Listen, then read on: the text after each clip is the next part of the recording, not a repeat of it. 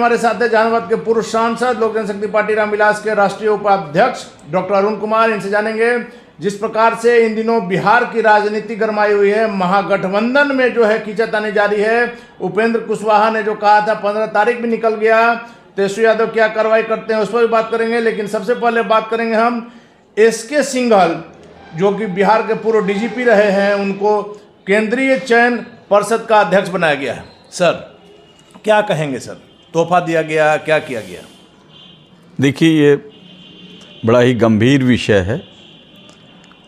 SK Singhal को जब हमने देखा कि चेयरमैन बनाया गया है चयन परिषद का, तो निश्चित तौर से भ्रष्टाचार के उद्देश्य से इनको बनाया गया।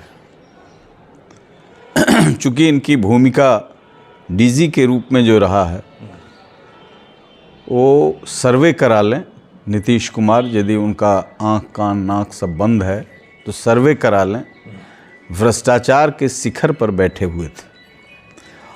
और वैसा व्यक्ति जो कोई अपना वेश बदल करके, अपना रूप बदल के, आवाज़ बदल के फ़ोन कर देता हो कि डीजी साहब मैं चीफ जस्टिस बोल रहा हूँ और आप कानून को ताक पर रख दीजिए और किसी को राहत दे दीजिए, किसी की पोस्टिंग कर दीजिए। ऐसा कमज़ोर आदमी बिहार का डीजी कभी न हुआ। और ऐसे व्यक्ति को आप एक दायित्व देने जा रहे हैं जिसमें शुचिता का, विश्वास का,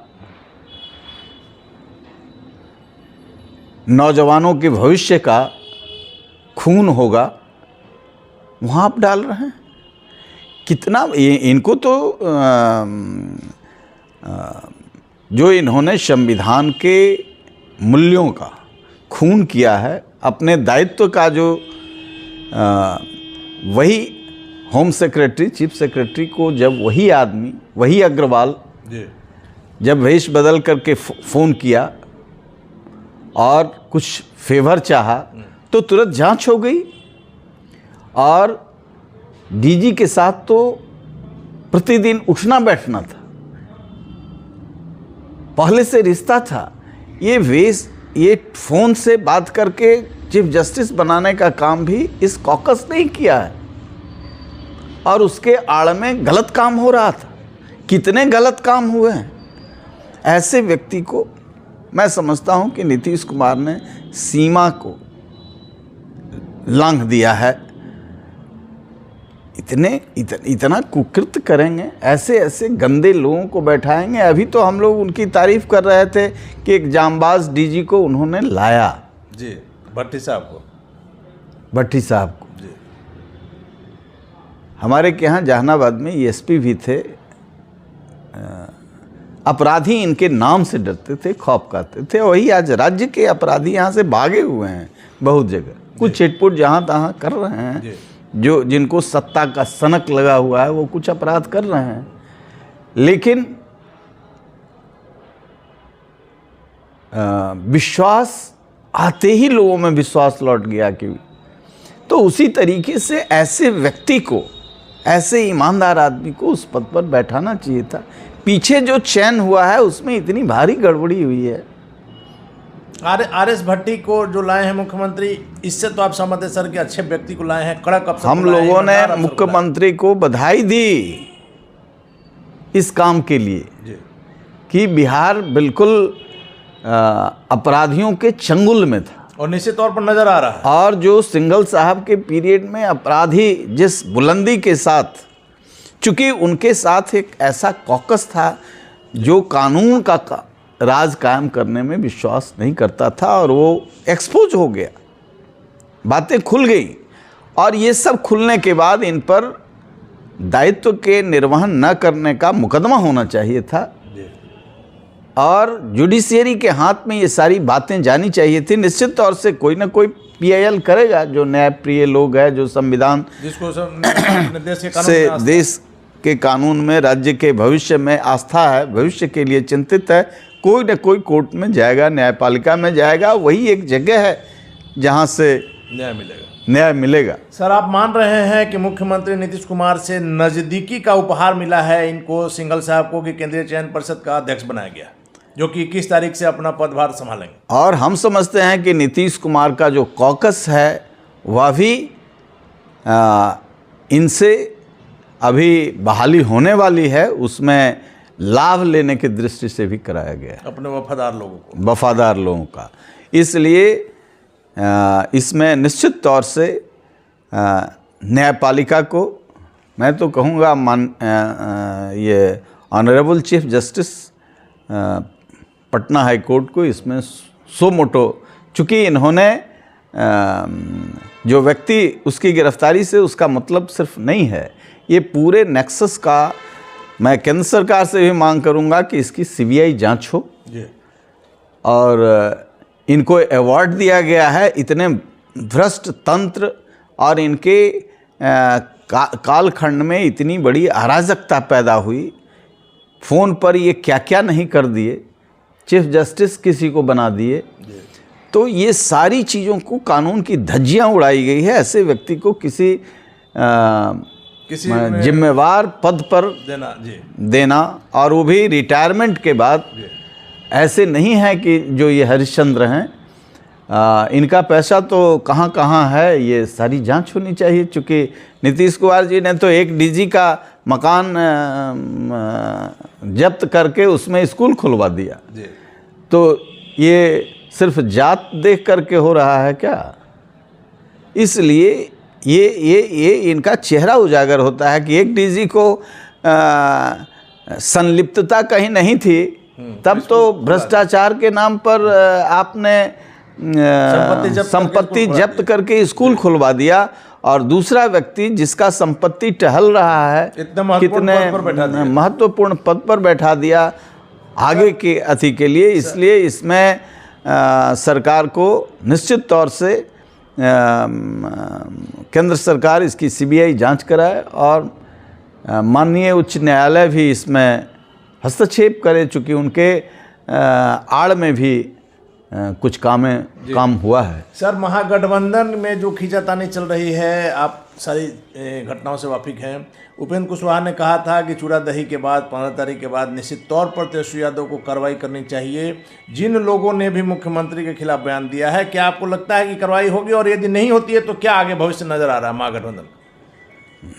देखिए, ये गठबंधन स्वार्थ पर बना हुआ है, इसका भविष्य नहीं है, ये समाप्ति पर है। एक जिसका भी स्वार्थ पूरा नहीं हो रहा है, और यही नीतीश कुमार जी ने ज़बरदस्ती इनके 10 विधायकों का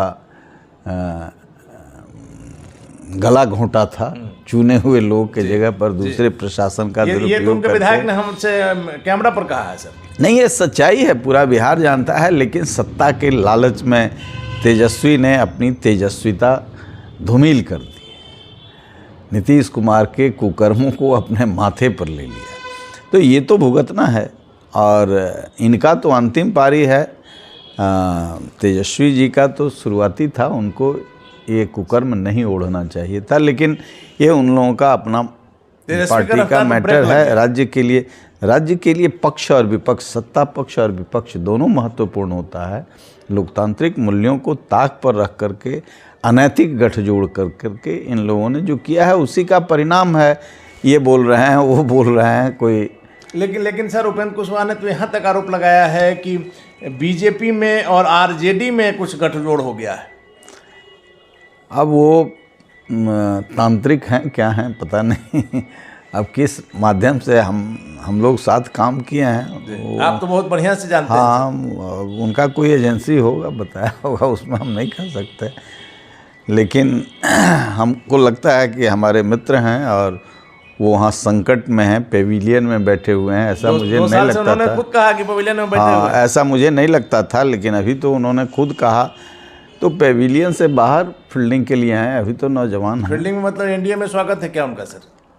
अब हम नहीं, एनडीए के आप मजबूत एक घटक हैं आप लोग। अभी तो हम लोगों का एनडीए से लेकिन सर एनडीए के लिए जो रोल आपने मोकामा गोपालगंज और कुटनी में दिखाया उसी के कारण तो बीजेपी से चिराग पासवान की नजदीकियां बढ़ी हैं, सुरक्षा मिला, विदेश दौरा मिला, अगला मंत्री पद मिलने वाला है। ठीक है, सब जानकारी आपको है। ठीक है, हमारा जो चिंतन वेवलेंथ वो है, निश्चित तौर से ये जानते हैं कि हम लोग तो करीब उसी दिन चले गए जिस दिन नीतीश कुमार ने वहाँ छोड़ दिया। हमारी लड़ाई तो माननीय नीतीश कुमार के अनैतिक कार्यों के वजह से, और लगातार बोल रहे हैं कि बिहार का नाश किया और हम लोग बनाने में थे, इसलिए हम लोगों को पीड़ा ज़्यादा है। आप प्रयासित भी कर रहे हैं लगातार, आप कई वर्षों से ये बात कर रहे हैं कि ये, और इसीलिए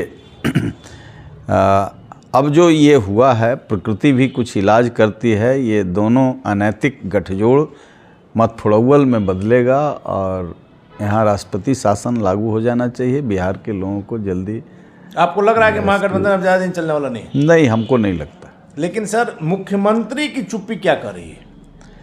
हर प्रकरण पर, चाहे रामचरितमानस की बात हो, सुधाकर सिंह की बात हो, मुख्यमंत्री का कोई बयान नहीं आ रहा। रामचरितमानस में भी आपने देखा जिस प्रकार से चंद्रशेखर जी ने कहा, शिक्षा मंत्री होकर के इस तरह की बातें, हिंदू का जो धार्मिक जो ग्रंथ है।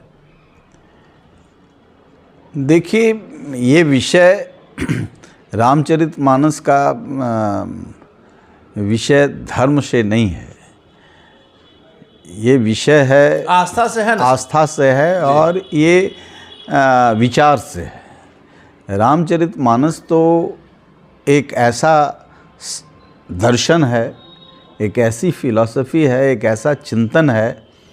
मान लिया कि जिनको आस्था नहीं है वो काल्पनिक ही मान लें जी।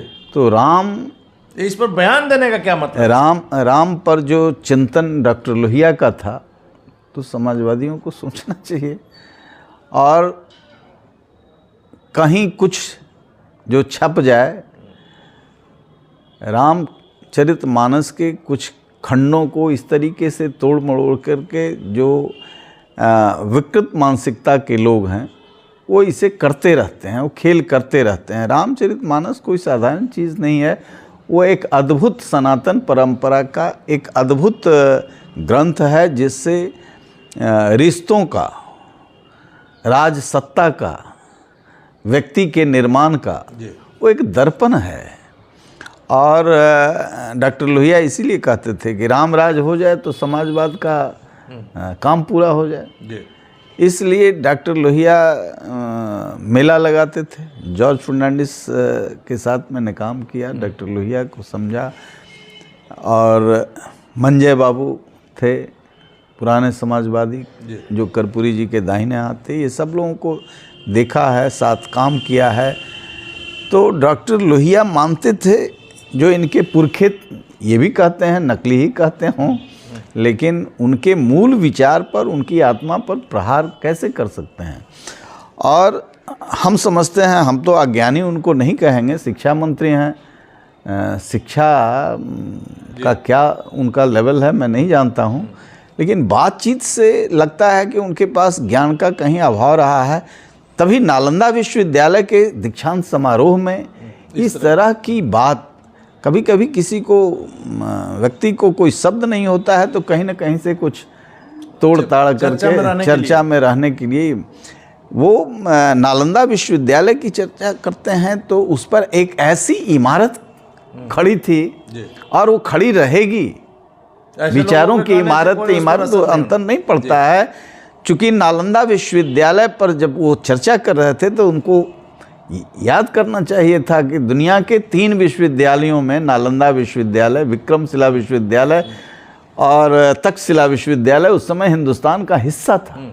और दुनिया के लोग, मानव जाति अनुग्रहित रहा है इस सवाल के लिए। उनको तो याद करना चाहिए था कि किस तरीके से एक आक्रांता खिलजी, बख्तियार खिलजी जब बीमार पड़ता है और नालंदा विश्वविद्यालय का आचार्य, आयुर्वेद आचार्य श्री राहुल के पास इनके सेनापति जाते हैं बख्तियार खिलजी के। वो आताताई था, आदमी था ही नहीं, शैतान था। तो उनको तो इन संदर्भों में वहाँ के विद्यार्थियों को बताना चाहिए था कि तुम कहाँ खड़े हो। वहाँ के आचार्य के पास जब सैनिक गए तो उन्होंने बताया कि हमारा राजा जो है वो बीमार है सख्त और सब तरह की दवा कर चुके हैं, वो ठीक नहीं हो रहा है। तो उन्होंने कहा कि ठीक है, मैं दवा देता हूँ। जब दवा के बारे में बख्तियार खिलजी जाना, वो इतना कट्टर था, आदमी था ही नहीं जी, मूल रूप से शैतान था। तो उसने सेनापति को कहा, सेनापति और उनके अमला फमला चिंतित थे कि राजा की ये दुर्गति हो रही है। तो उन्होंने कहा कि सो नहीं, मैं किसी आचार्य का और यहाँ के लोगों का दवा नहीं खाऊंगा, मरना पसंद करूंगा। तो फिर ये बताया गया आचार्य जी को। तो आचार्य जी ने कहा कि कुरान पढ़ते हैं? तो उनके सेनापति ने कहा कि पढ़ते हैं, पढ़ा दिया जाएगा। तो फिर उस पर उस दवा का लेप बना करके सभी पन्नों पर लेप लगाया गया और उन्होंने कहा कि इस पन्ने से इस पेज तक बख्तियार खिलजी को कुरान पढ़ाओ। और उसमें हाथ से लगा करके जीभ से जब वो पेज पलट रहे हैं तो उसका अंश दवा का जाता है और वो आदमी ठीक हो जाता है। ठीक होने के बाद जब सारी जानकारी होती है कि वो इतना बड़ा वैद्य है, तो उन्होंने कहा कि इस मिट्टी में नहीं होना चाहिए और 3 महीने तक नालंदा विश्वविद्यालय के पांडुलिपियों को जलाने का काम किया। अरे दीक्षांत समारोह में तो आप बताते कि आज हमारे पूर्वजों ने कैसे दुनिया को ज्ञान का कितना बड़ा भंडार यहाँ बनाया था और दुनिया के लोग आते थे यहाँ सीखने के लिए। उस समय के चीन हों, पश्चिम के देश के लोग हों, पढ़ने आते थे, सीखने आते थे। उस विश्वविद्यालय को तहस नहस किया और कुछ ले गए तिब्बत में। तो तिब्बत की हालत भी वैसी ही है। कुछ बौद्धिस्ट लोग बचाने के लिए गधों पर, खच्चर पर लेकर के वहाँ निकाल सके सो निकाल सके, लेकिन 3 महीने तक धू कर वो जलता रहा। कितना रिचेस्ट सेंटर होगा वो। और उस सेंटर पर जो आदमी बचाया है उसी की हत्या किया, उसका नाश किया, उसकी जिसके कारण जीवन मिला उसका नाश किया। ये शिक्षा मंत्री को शायद पता नहीं कि इतना ज्ञान नहीं है। हाँ, कि वो वैद्य राहुल श्री कौन थे और कितना बड़ा मानव संतति का कितना बड़ा उपकार उन्होंने किया। और आज भी हमारे ऊपर वो बख्तियार खिलजी कलंक के रूप में हैं। नीतीश कुमार का घर वहीं है, माननीय नीतीश कुमार जी का।